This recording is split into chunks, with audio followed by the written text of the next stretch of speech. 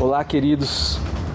Estamos aqui, eu e o Glênio, mais uma vez para convidar vocês a participar dos estudos que são realizados aqui na Colina da Graça, todas as terças-feiras, às 20 horas, né, Glênio? Tem sido momentos muito preciosos. Para mim. Nessa desconstrução do modelo religioso, que é pesado, e na construção daquela realidade espiritual que é o Evangelho, eu tenho sido tremendamente impactado com a palavra de Deus e eu convido a você para estar com a gente nesse processo que tem sido benéfico para muitos e certamente para você será uma oportunidade muito preciosa. Desconstruindo a religião. Convide seus amigos, seus parentes, as pessoas a quem você ama. Todas as terças-feiras, às 20 horas, aqui na Colina da Graça Plena. Um grande abraço a todos.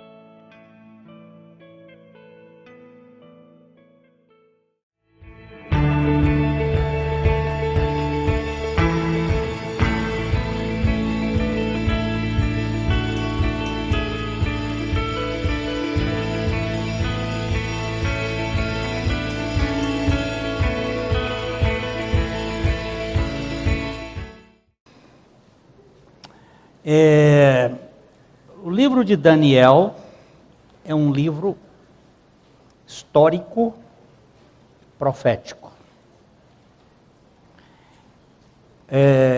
Ele é um livro que abrange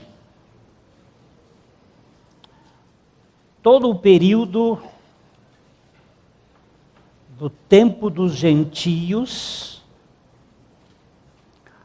até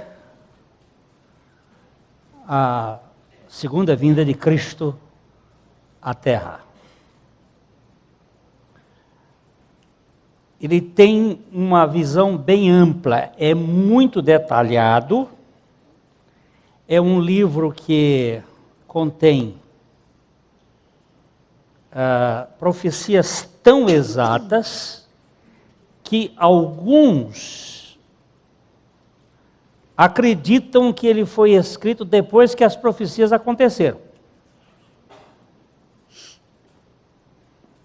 São sempre os racionalistas, urbanistas, que levantam essas questões, porque eles não creem que Deus seja Deus. E que Deus vê a história antes da história existir. Então, por isso, eles querem botar areia na história do livro de Daniel. Nós vamos fazer a leitura do livro de Daniel. São 12 capítulos, durante um período de tempo que o Senhor nos permitir. A gente vai fazendo leituras programadas. Nós estamos no capítulo 1 ainda. O capítulo 1, ele é básico para entender as questões deste livro. É a primeira crise de Daniel. Daniel e os seus amigos tiveram 3 crises. A primeira é a crise dos fundamentos. Com quem você vai ficar? Depois eles tiveram a crise da fornalha. E depois a crise da cova dos leões. É um livro que não foi escrito escrito ou não está escrito na ordem cronológica. Ele está escrito numa ordem assim um pouco narrativa, mas não de forma cronológica. Domingo passado eu falei isto rapidamente. Primeiro capítulo são os fundamentos daqueles jovens que foram levados para o cativeiro, e vai dar alguns princípios que nós ainda vamos continuar hoje. O segundo capítulo fala do sonho de Nabucodonosor.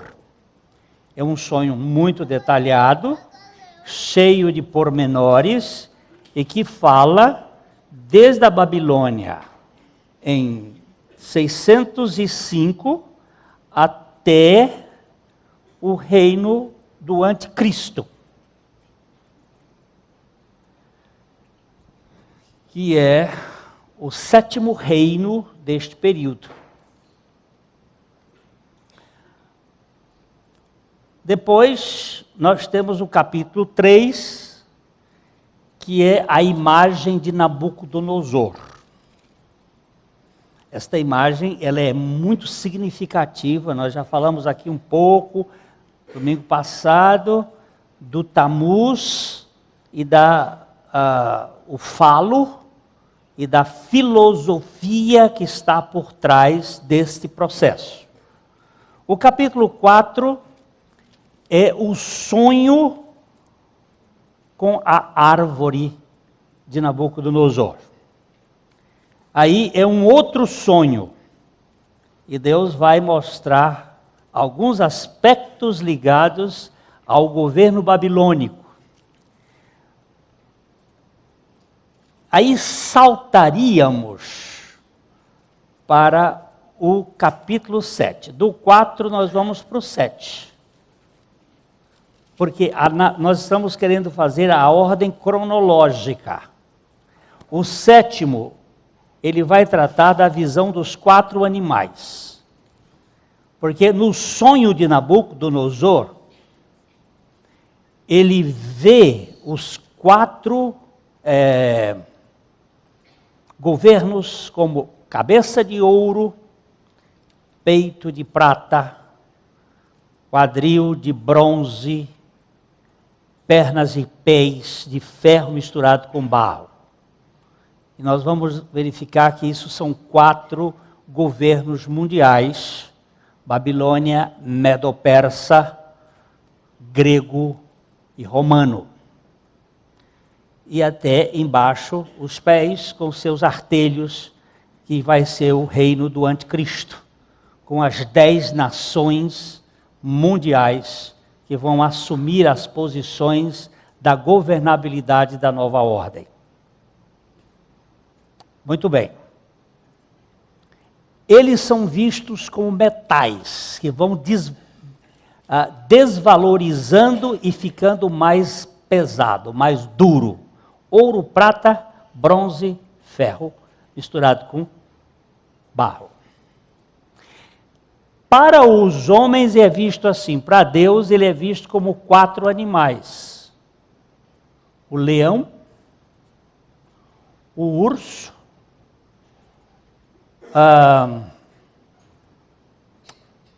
o leão, o leopardo, o urso e a águia.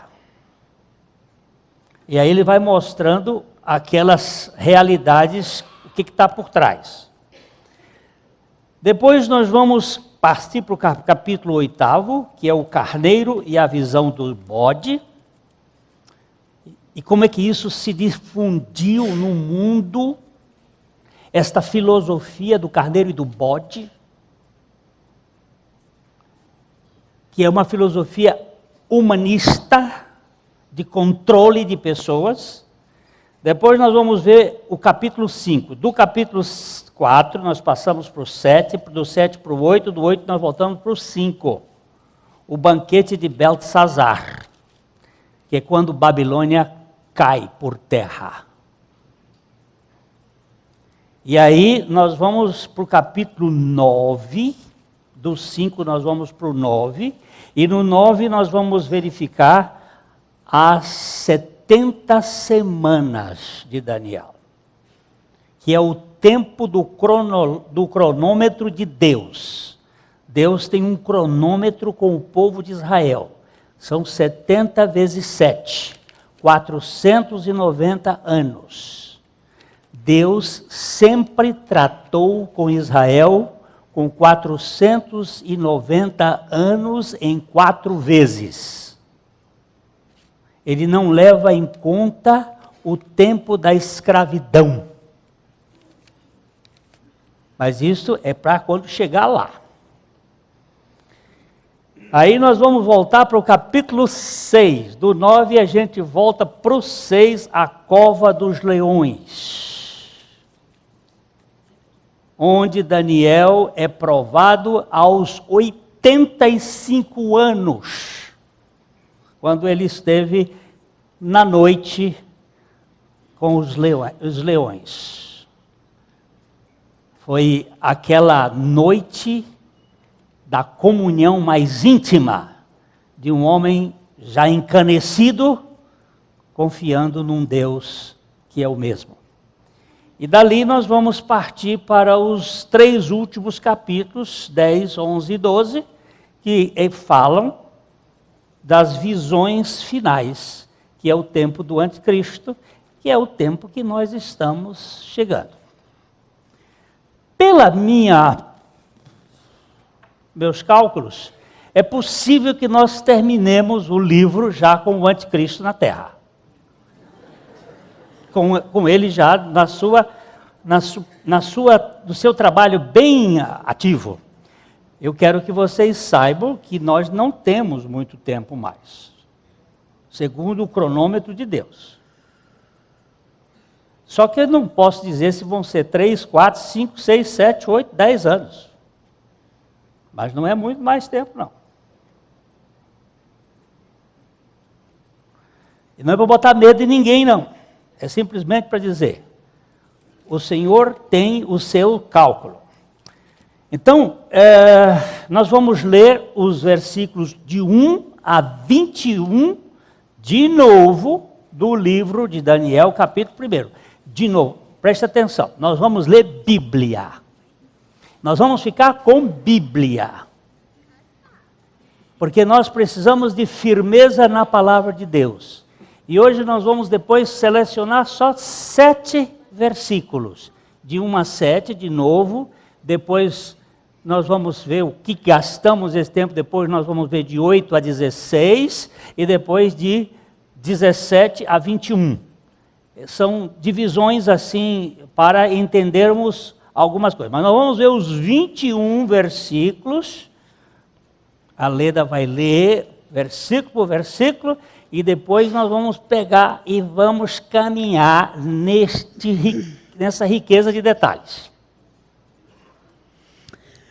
No ano 3º do reinado de Jeoaquim, rei de Judá, veio Nabucodonosor, rei da Babilônia, a Jerusalém e a sitiou. O Senhor lhe entregou nas mãos a Jeoaquim, rei de Judá, e algum dos utensílios da casa de Deus, a estes.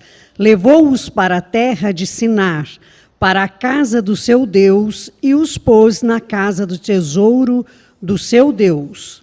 Disse o rei a Aspenaz, chefe dos seus eunucos, que trouxesse alguns dos filhos de Israel, tanto da linhagem real como dos nobres, jovens sem nenhum defeito, de boa aparência, instruídos em toda sabedoria, doutos em ciência, versados no conhecimento, e que fossem competentes para assistirem no palácio do rei e lhes ensinasse a cultura e a língua dos caldeus.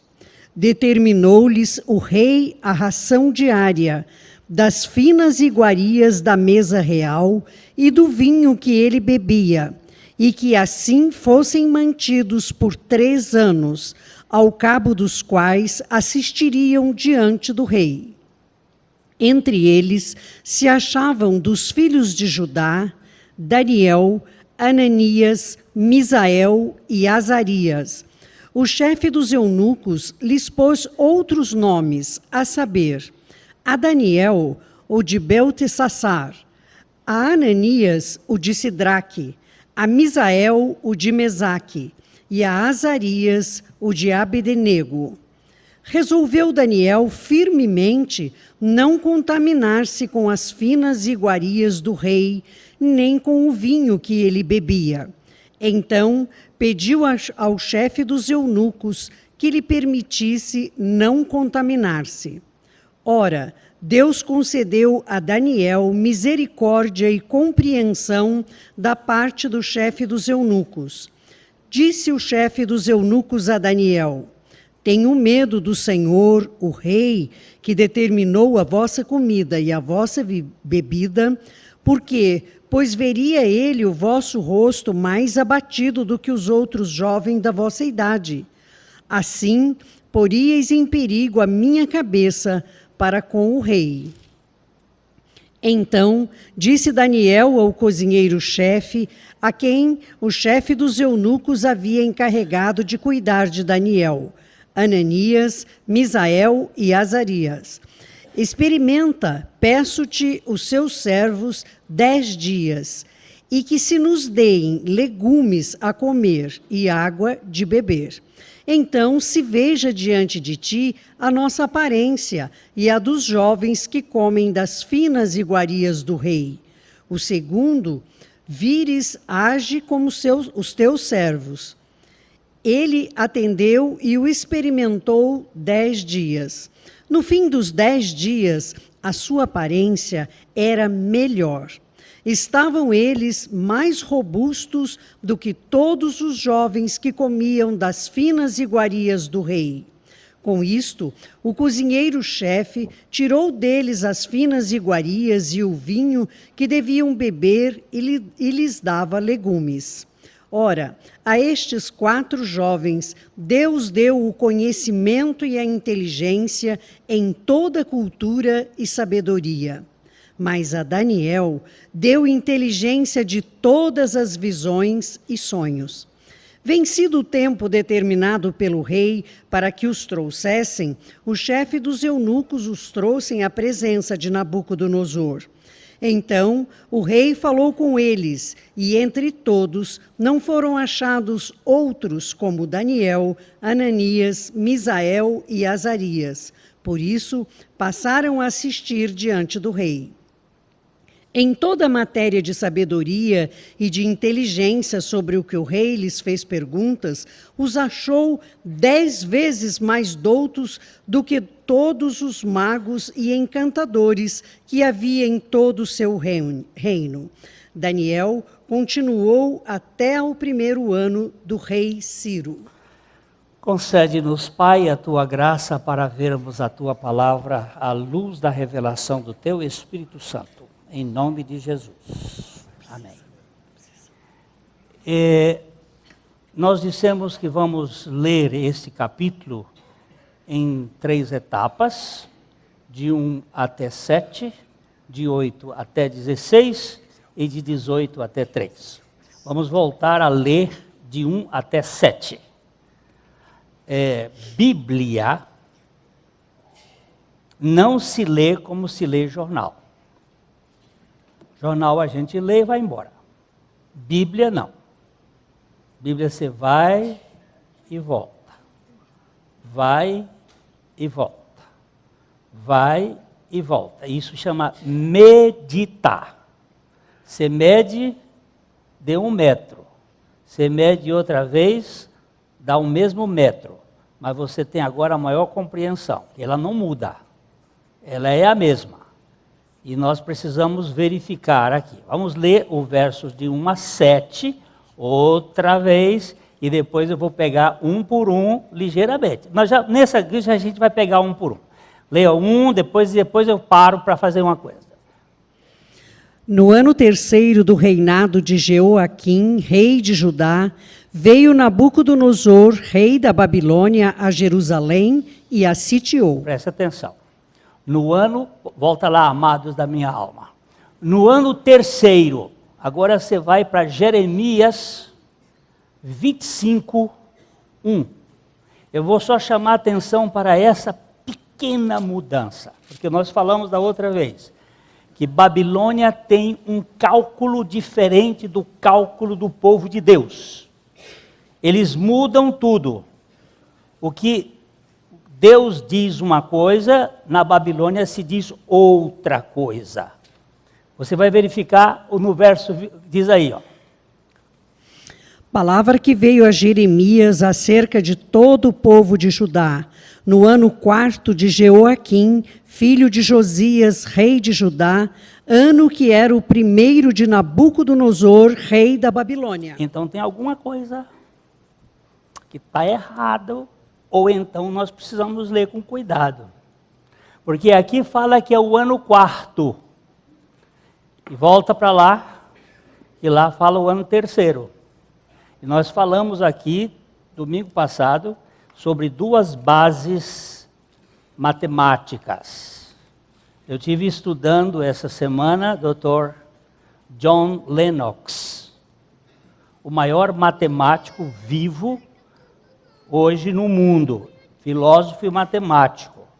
Vale a pena vocês entrarem no site para ver alguma coisa do Dr. John Lennox. Ele quebra alguns paradigmas. Ele é o homem que enfrenta os ateus da atualidade, que enfrenta Stephen Hawking de maneira pesada. Até eu contei hoje de manhã uma historinha que me fez rir essa semana, por muito tempo, porque o Hopkins estava dando umas gozadas no Dr. Lennox, e dizendo assim, o Lennox fica com essa mania de falar de Deus. Deus é uma historinha para criancinha que tem medo das trevas. Por isso fala-se de Deus. Aí o jornal London Times foi lá cutucar o Dr. Lennox no seu escritório e disse, o Stephen Hopkins estava dizendo que Deus é uma historinha para criancinhas que têm medo da luz. Aí o velhinho que eu digo velhinho, é da minha idade, ele nasceu em 45. O velhinho, o Dr. Lennox virou-se e disse, diga para o Hopkins que ateu é uma historinha para adultos que têm medo da luz.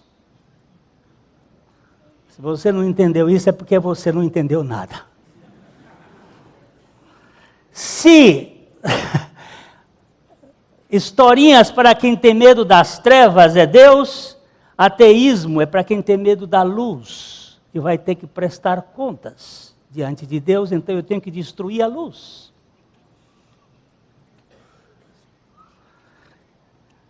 E aí nós começamos a inventar conceitos para dizer que o homem evoluiu de uma ameba, passando pelo macaco e chegando até o Pithecanthropus erectus e chegando ao Homo sapiens. Esta é a evolução que a ciência mesma diz não tem saltos. Na ciência não existe saltos. E como é que passou? Então, isto faz parte dos conceitos errados. Aqui,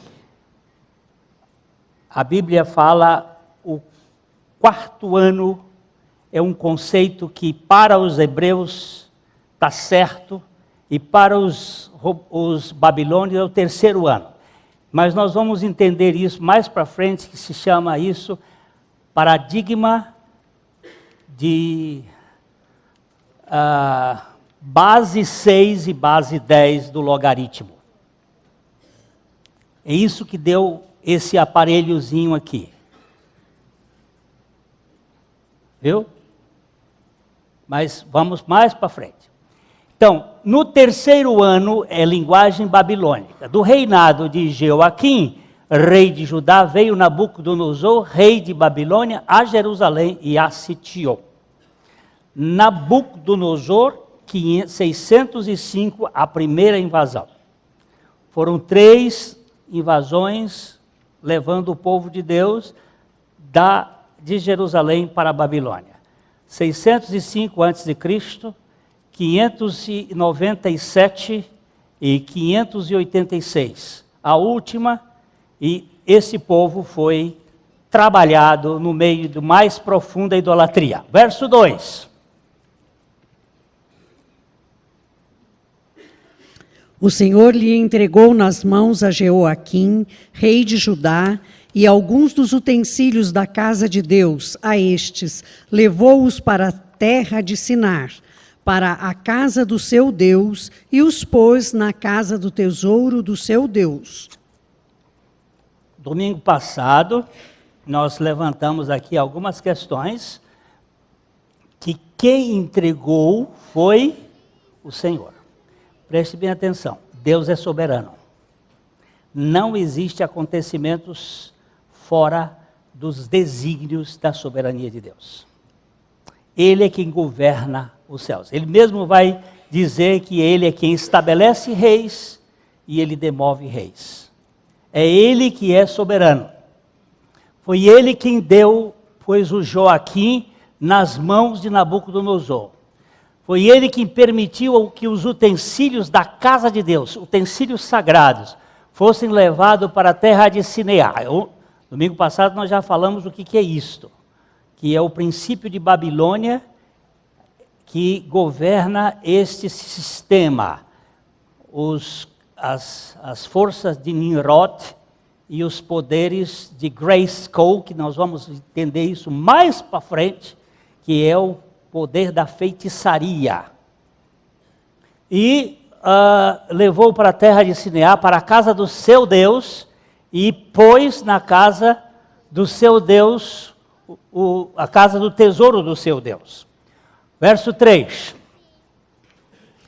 Disse o rei a Aspenaz, chefe dos seus eunucos, que trouxesse algum dos filhos de Israel, tanto da linhagem real como dos nobres. Agora, ele começa a querer o que há de melhor de Deus. Traga alguns dos de Israel, do povo de Deus, dos príncipes, da linhagem real e dos nobres. Preste bem atenção nisto. O mundo vai investir pesado no sequestro dos filhos de Deus. Ele vai tentar usar, na sua filosofia, no princípio da academia, do estudo das universidades, o roubo da nossa mente e do nosso coração. Por isso o filmezinho que eu fiz a menção, e essa semana fui vê-lo, God is not dead, Deus não está morto, precisa ser visto. Não é uma expressão de Hollywood, mas é uma expressão maravilhosa que mostra como Deus age. E o mocinho que se posta diante daquelas pressões do professor de que Deus está morto e nós vamos acabar logo o assunto, disse: eu não posso assinar esse papel. Eu não posso assinar. E o professor diz: então, se você não pode assinar esse papel, você vai defender aqui perante a classe que Deus não morreu. E ele pergunta: mas quem vai ser o juiz? E o professor diz: eu. Ele diz: com o senhor como juiz eu não vou. Se o senhor disser para que a turma seja o juiz, eu vou defender o pensamento.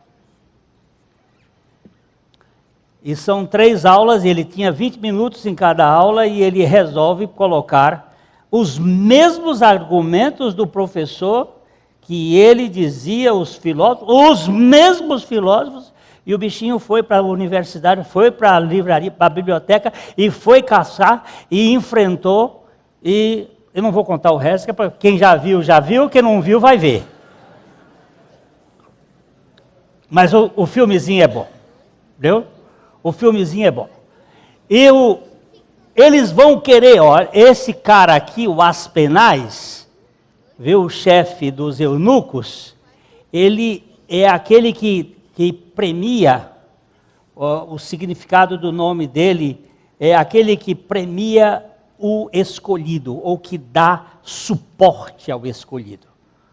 É aquele que vai dar força, vai incentivar. Isto em doutoramento é muito importante. A pessoa que vai ser como é que se chama essa expressão, que vai acompanhar o doutoramento? O orientador. O orientador. Ele é que vai dar o suporte das suas próprias ideias. Então ele busca a linhagem real e os nobres. O mundo rouba os filhos de Deus na mente. Por isso que Paulo disse, eu temo que assim como a serpente enganou a Eva com a sua astúcia, que muitos de vocês sejam iludidos ou enganados por essa tramóia da serpente. Eu vou mostrar mais para frente o caminho da serpente. Quando ela saiu do Éden, ela foi para o espaço, para os lugares celestiais, onde ela trabalha nos lugares celestiais. Ela vem de lá até ela cair como o dragão vermelho e ser destruído pelo Senhor. Mas enquanto isso, ela está trabalhando no ar, nos filhos da desobediência, com uma filosofia humanista. Vocês podem ser Deus. O Deus está dentro de vocês. A luz, a centelha de Deus está dentro de você. E você precisa desenvolver essa centelha de Deus que está dentro de você. Isso chama-se teosofia. Deus só está dentro de você quando você morre e Cristo vem ser sua vida. Caso contrário, esse Deus que está dentro de você não é Deus. É a mentira do diabo, como Deus sereis. Então vamos ver o versículo, então, ele vai tentar roubar a mente dos filhos de Deus. Vai roubar, com certos conceitos filosóficos, com certas coisas que a gente tenta ser capturado. Vamos ver aqui. Versículo 4. Jovens sem nenhum defeito, de boa aparência, instruídos em toda a sabedoria, doutos em ciências, versado no conhecimento e que fossem competentes para assistirem no palácio do rei e lhes ensinasse a cultura e a língua dos caldeus. Ele está querendo gente de primeira. Ele quer buscar esse povo e ele vai tentar de todos os modos que você se adapte à cultura de Deus com a cultura do mundo. Isso chama-se mistura. Babel. Confusão. Nós vimos domingo passado que essa confusão é lenta, sutil, até a casa de Anu, ou a casa das trevas, que você não sabe discernir o que é de Deus e o que é do homem, e faz uma confusão, uma salada de fruta, que dá uma diarreia universal, porque é mistura perversa.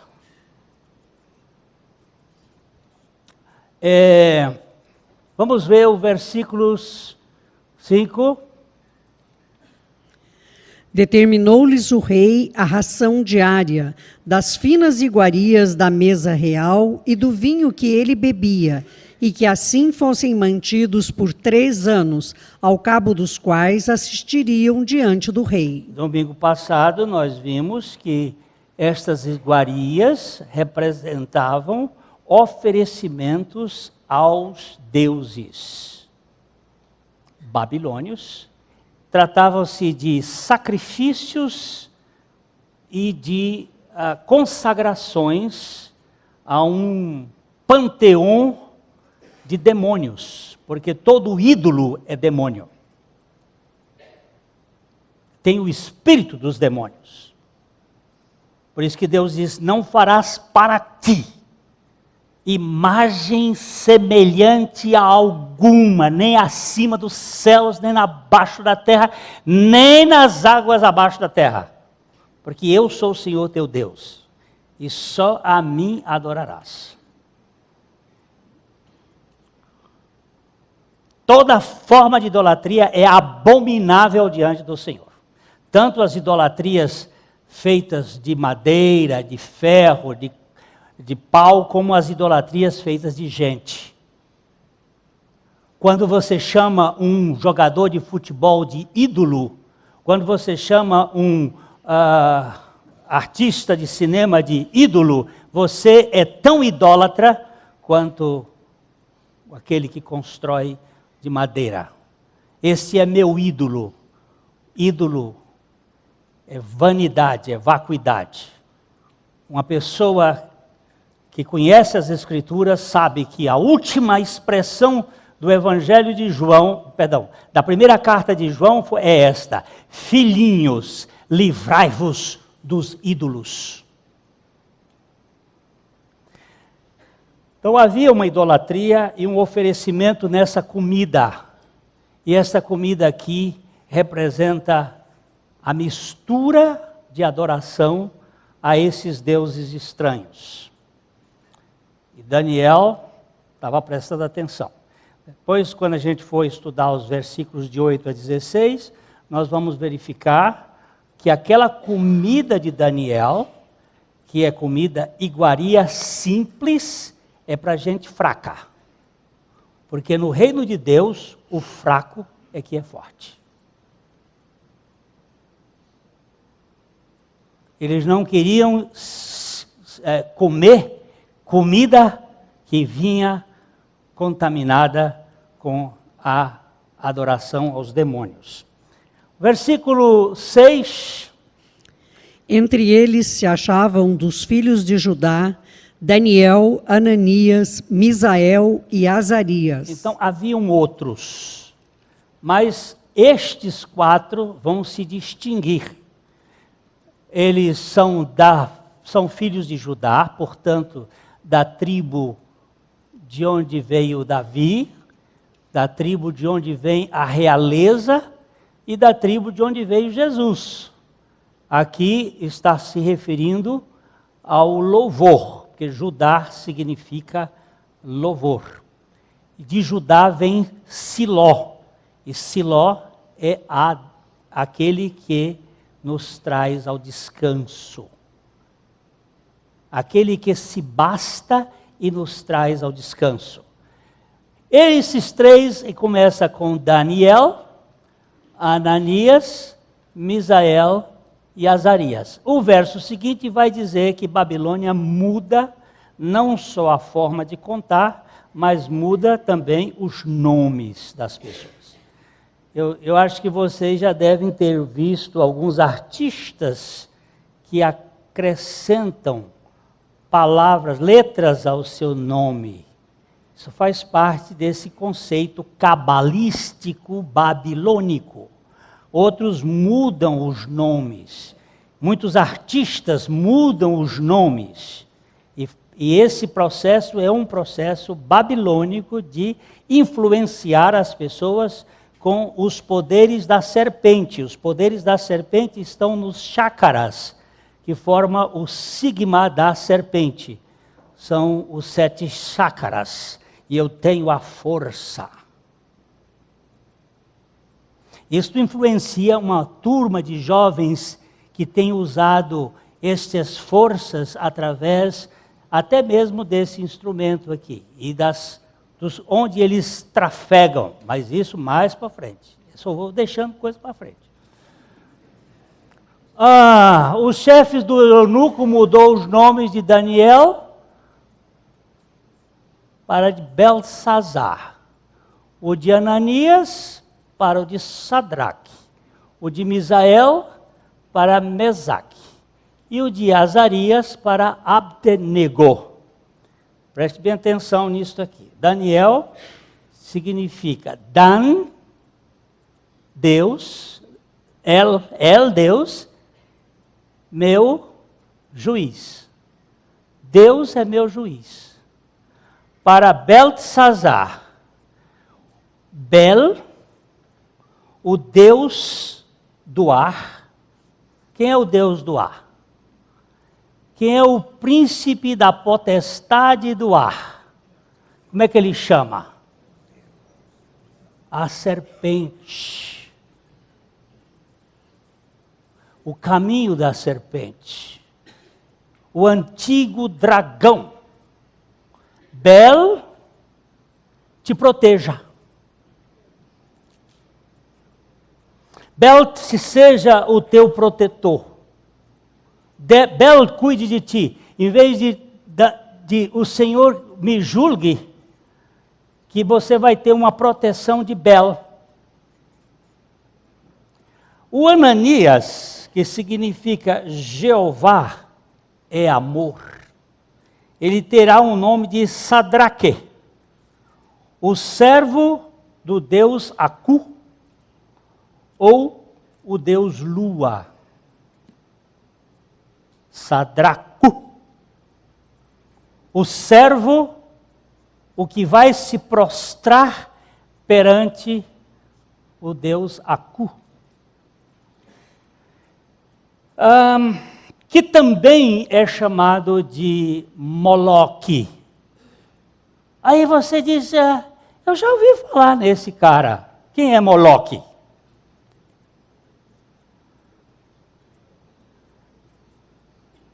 Uau, não sabem? Não sabem quem é Moloque? Vocês já viram falar moleque? O que é moleque? Como que? O que é moleque? Menino. De onde vem esse nome moleque? Moloque. Era um menino danado. O menino danado. Danado é de dano. Dano de danoso. Danoso é a serpente. É o menino oferecido a Moloque. Quem é Moloque? É o Deus que tem os braços de ferro, um buraco no meio, jogava brasa ali, colocava a criança nos braços de Moloque e rufava os tambores e os gritos até a criança ser consumida. Você diz assim, mas isso era no tempo de Daniel. Não. Isso acontece em Bohemia Grove. Onde é Bohemia Grove? Na Califórnia, nos Estados Unidos, já aconteceu este ano.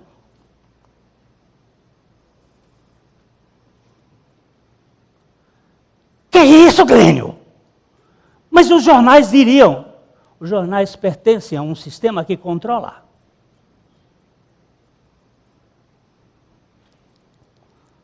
Nós não sabemos nada, nós estamos vivendo dentro de uma bolha. Por favor, leiam Bíblia e se atualizem. Não seja idiota.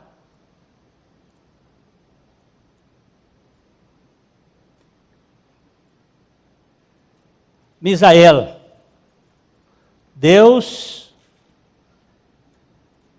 quem é igual a Deus? Vai para Mesaque, quem é como Acu? Ou quem é como Moloque? Quem é como o Deus coruja das trevas?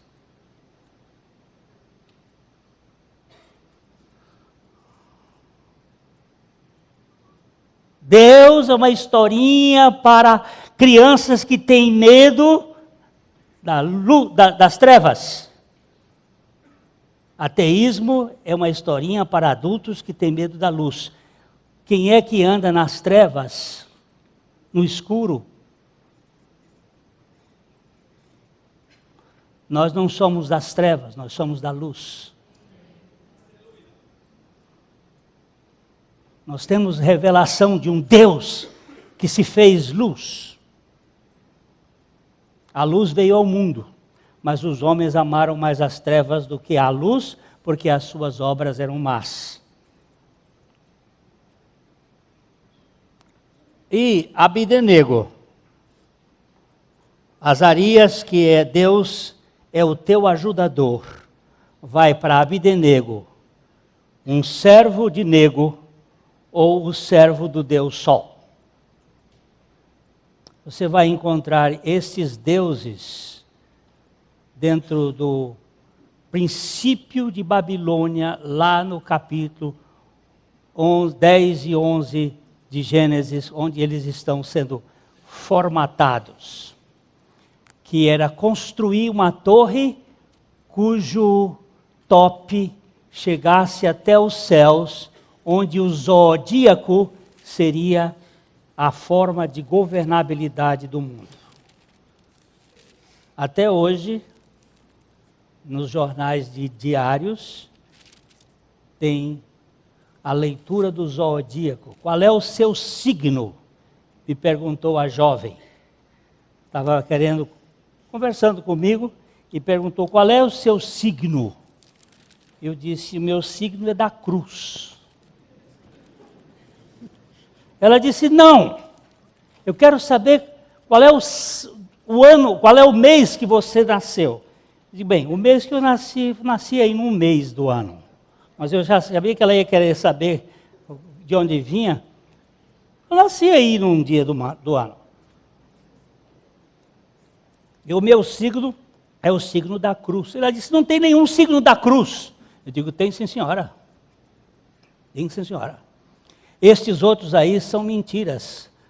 Iludem as pessoas com linguagens que são apenas evasivas de futuro. Eu tenho um signo, eu trago no meu corpo as marcas desse signo. O signo da cruz de Jesus Cristo.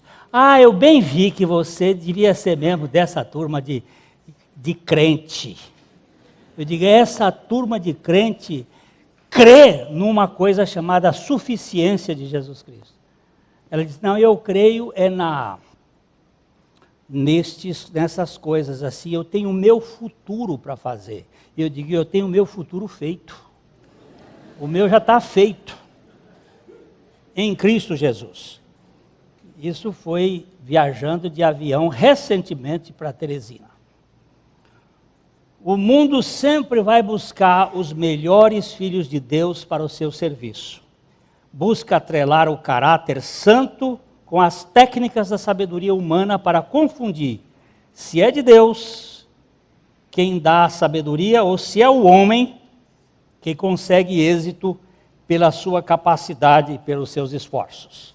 E o pastor estava pregando, porque Deus, eu estava ouvindo ele pregar em inglês, porque Deus te dá, porque Deus te dá, é Deus que faz todas as coisas na sua vida, porque Deus, aí levanta um homem alto e forte, ele devia ter 1,90 m, forte, meio careca assim, e virou-se para o pastor e disse, Deus não me dá nada.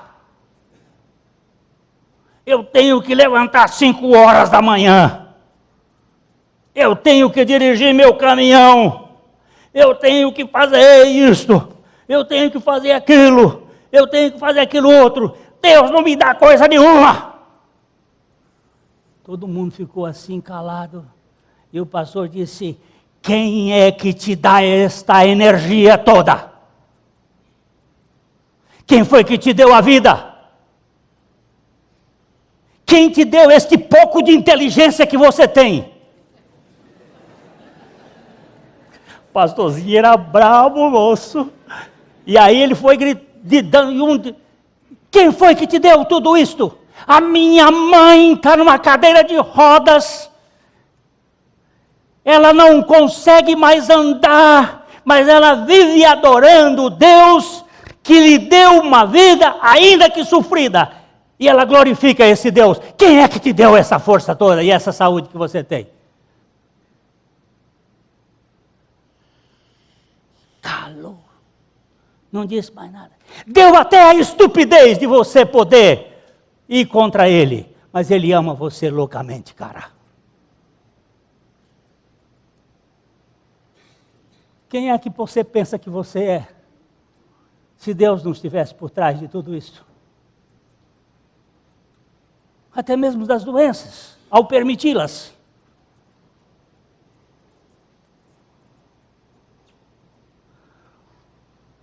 Babilônia quer nos manter dentro de uma cerca da nossa mente, do nosso entendimento. O mundo sempre vai querer buscar os filhos de Deus. Aquele oficial nomeado pelo rei queria fazer dos filhos do povo de Deus vassalos de um sistema para comer no coxo de um sistema perverso. Daniel disse, não.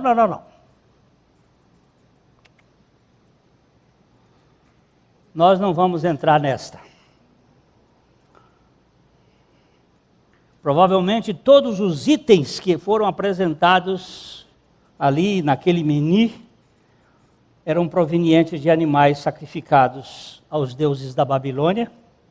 E sem dúvida o vinho da mesa do rei tinha sido a primeira parte oferecida a esses orixás daquele tempo.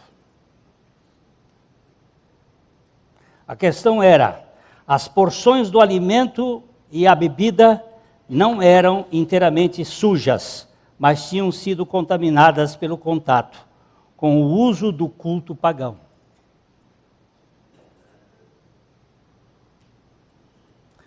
Domingo passado eu mexi aqui com alguns sobre o que você está assistindo. O que você está comendo na cultura da televisão, por exemplo. E aí citei a Rede Globo, mas você pode ir para qualquer uma dessas redes aí.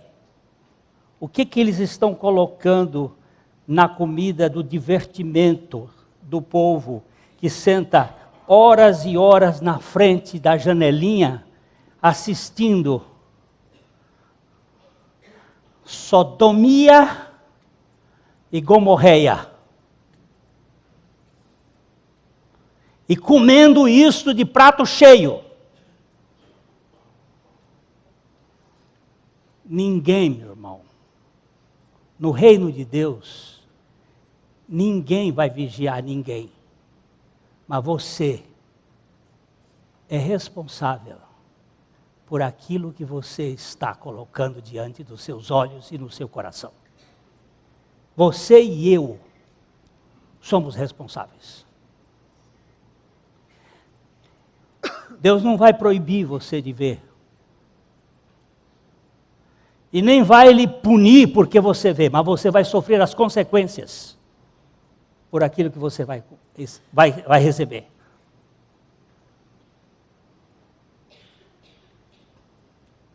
Nós achamos que isso aqui, Glênio, isso não é maléfico. Eu não quero citar nomes, mas eu tive vendo os autores das novelas recentes. Fui verificar, todos eles provêm da cultura da Babilônia. Quando eu falo cultura da Babilônia, é cultura da mistura. A mistura com Anu, com a fortaleza de Anu. Gastam-se tempo, meses, em cima daquelas coisas e todo mundo fica, eu quero ver o próximo capítulo. E o próximo capítulo? Sim, dona Laura.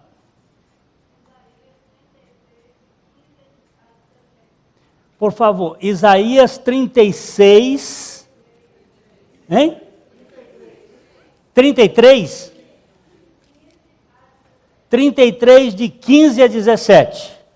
Isaías 33 é o número que o médico pede quando você vai ver se está com tuberculose. Diga 33, 15 a 17.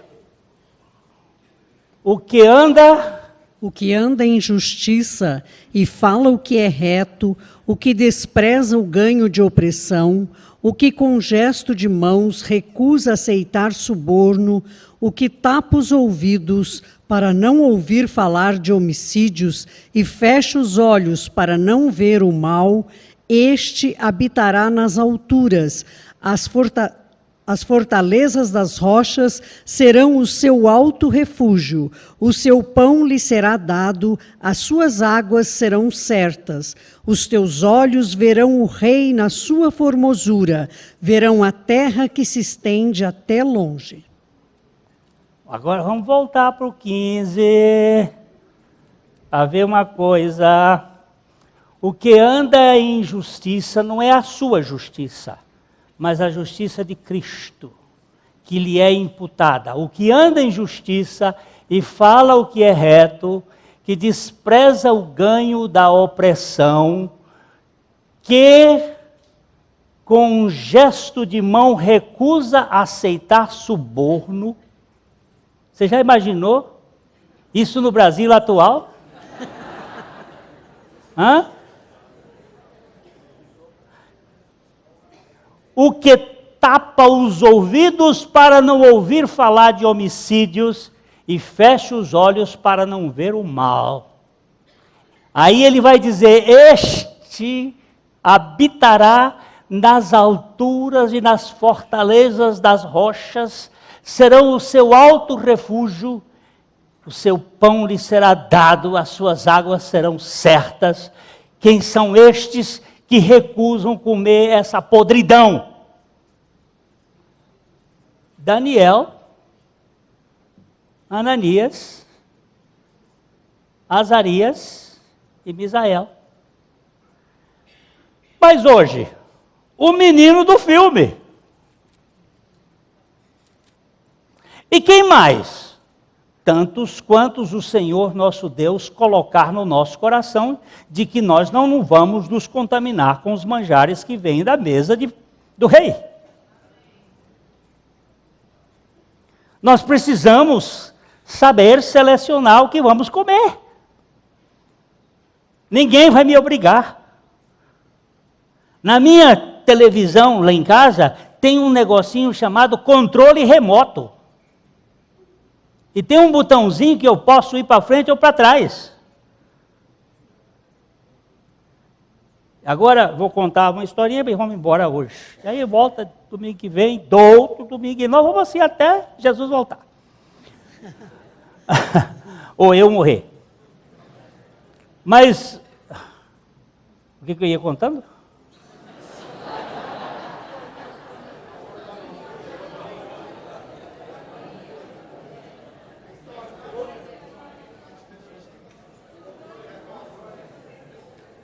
Controle remoto. Eu não posso parar agora das coisas, quando para, eu esqueço. Ah! Eu acho que ele pode até estar aqui.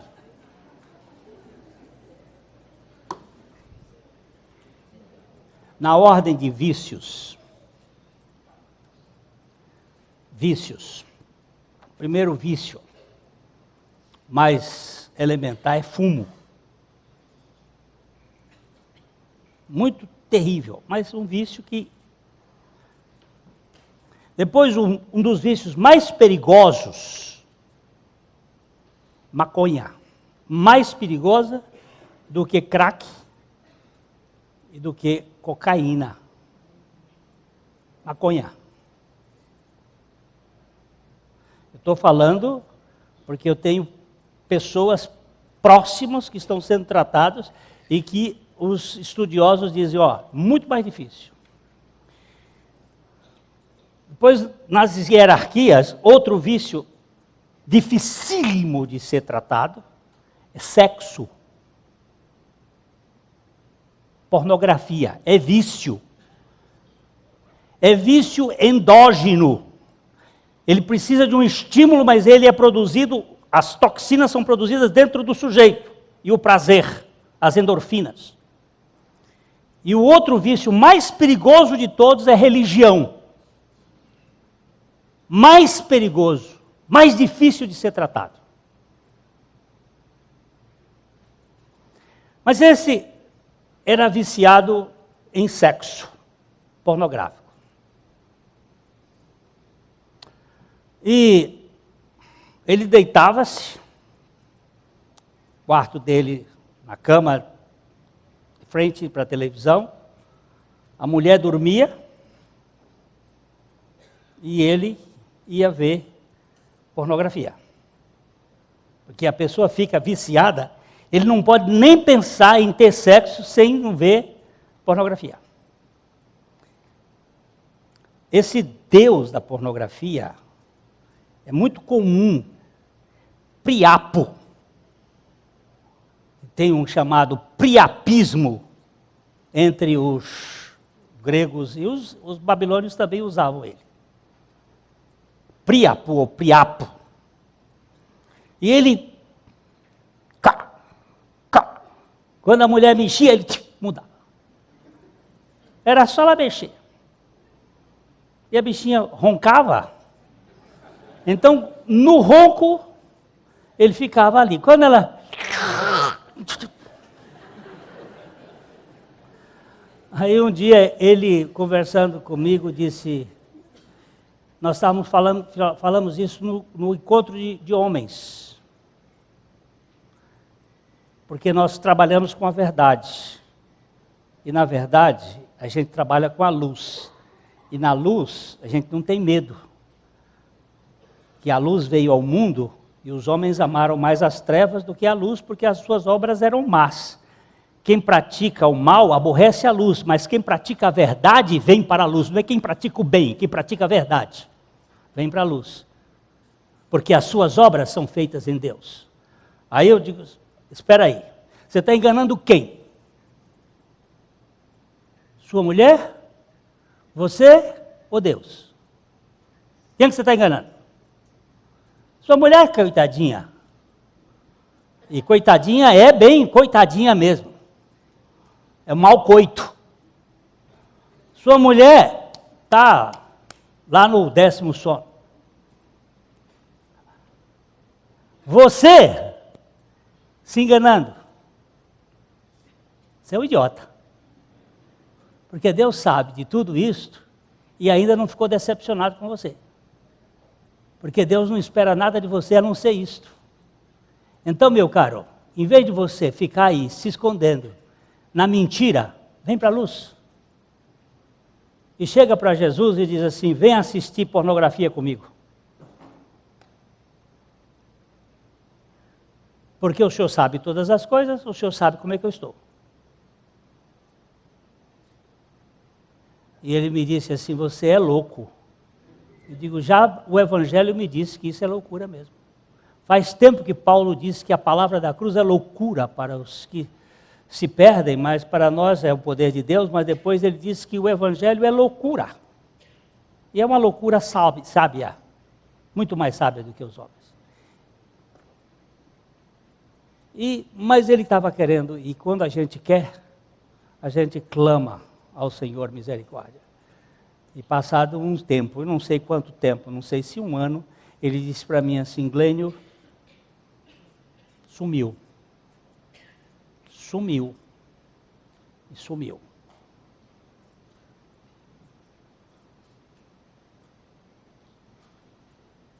E isto é para qualquer coisa. Nós temos um Deus que é poderoso e que faz infinitamente mais, além daquilo que pedimos ou pensamos.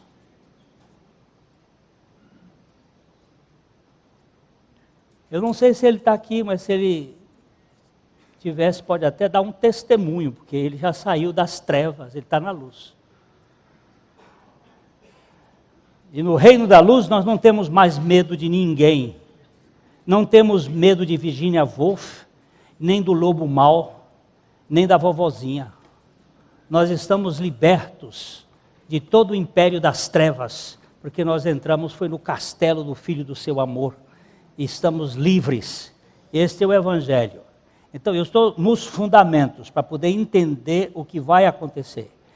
A turma de Deus não come no menu do diabo, nem que a vaca tussa.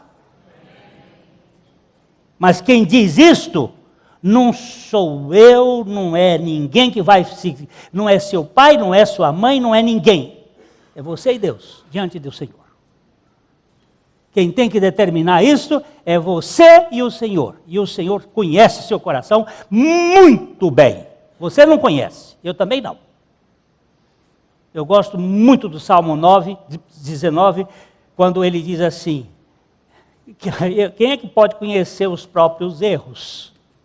Quem pode conhecer os próprios erros? Expurga-me tudo os que me são ocultos, e da soberba guarda o teu servo, para que ela não se assenhoreie de mim. Então serei sincero, e ficarei limpo de grandes transgressões.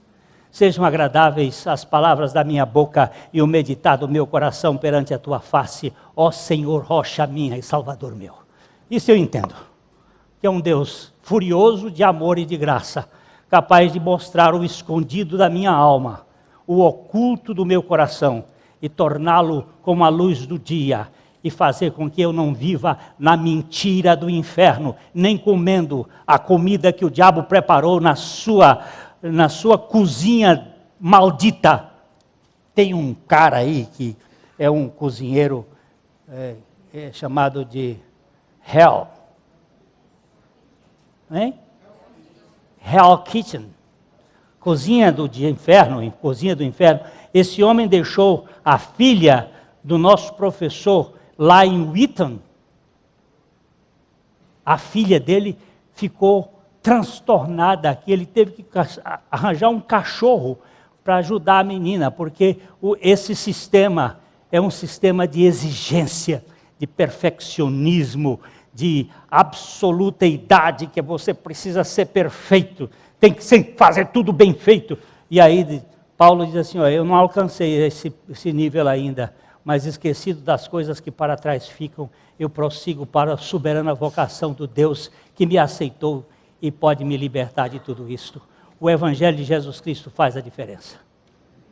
Hoje à tarde eu fui com a minha esposa num velório, um rapaz que caiu de um segundo andar num acidente, e a família pediu para darmos uma palavra lá, e lá fomos nós. E cheguei lá, tinha um parente dele que, com a Bíblia na mão, mas com a Bíblia na mão você pode dizer muita coisa, e ele começou a dizer uma opção de coisa que não emendava as pernas com a cabeça, não dava sentido, era um troço totalmente. E eu estava ali perto de Senhor Jesus, tem misericórdia, o que eu tenho que falar aqui hoje, Senhor? No meio dessa confusão toda aqui, o troço está esquisito e eu ainda tenho que dar essa palavra, mas me dá. Aí o Senhor me deu uma palavra. Foram poucos minutos, você não precisa dizer muito. E daqui a pouco eu olhei para uma moça, essa moça estava em prantos, e o Senhor disse, vá lá. Aí eu fui e abracei. Ela disse assim, você não veio aqui por causa da família, você veio aqui por minha causa. Por ninguém. Você veio aqui hoje para dizer para mim o que eu precisava ouvir nessa palavra, quem é que você deu? É que o coxo de Deus é limpo e não tem mistura. E tem um evangelho, e esse evangelho faz sentido. Esse evangelho dá descanso. Esse evangelho aceita. Esse evangelho cura. E esse evangelho não faz com que a gente coma essa comida suja da mistura da idolatria com o evangelho de Jesus Cristo. Eu vou ser muito enfático em todas essas pregações, da profecia à história, mas sempre costurando por um ponto só. Dizia Spurgeon, para mim, há uns meses atrás, quando eu relia lições aos meus alunos. Você pode pregar tudo, qualquer texto da Bíblia. Você pode sair no texto sobre dízimos, sobre segunda vinda de Cristo. Você pode falar sobre qualquer coisa, mas você tem que passar pelo Calvário e sair no Jardim de Gordon e você anunciar que Jesus Cristo, ali na cruz, ele realizou uma obra tremenda. Ele incluiu os homens no seu corpo e na ressurreição ele ressuscitou para nos dar uma vida e não uma religião que faz sentido e que nos muda e muda a nossa história e faz com que nós vivamos não nessa lavagem que está aí no mundo, mas vivamos no banquete preparado com a presença dos nossos inimigos. E Ele vai ungir a nossa cabeça com óleo, e o nosso cálice vai transbordar, e nós habitaremos na casa do Senhor para sempre e para a glória dEle. Que Deus nos dê graça de ficar nesse assunto, porque esse assunto faz diferença. Meus filhos, ainda tem um tempinho, eu gastei mais tempo do que eu devia, porque essa parte eu tenho que repetir, mas domingo que vem nós vamos passar para os versículos de 8 a 16, e depois a gente termina o primeiro capítulo, e entramos, que muita gente está aqui, não é por causa de Jesus não, é por causa do pavor, viu? Do julgamento. A igreja estava até pouca gente, mas quando começou com esse assunto, começou a gente a aumentar, e tem os curiosos. Mas eu vou pregar evangelho também aqui, porque evangelho é que faz diferença. A mensagem que você acabou de assistir faz parte do Ministério de Comunicação Palavra da Cruz. Temos um grande acervo de estudos bíblicos em áudio e vídeo. Distribuímos também gratuitamente o jornal mensal Palavra da Cruz. Entre em contato conosco pelo fone 0 operadora 43 3372 8900. Ou pelo e-mail livraria@piblondrina.com.br. Visite-nos pelo site www.livrariapiblondrina.com.br ou acesse www.piblondrina.com.br. Graça e paz.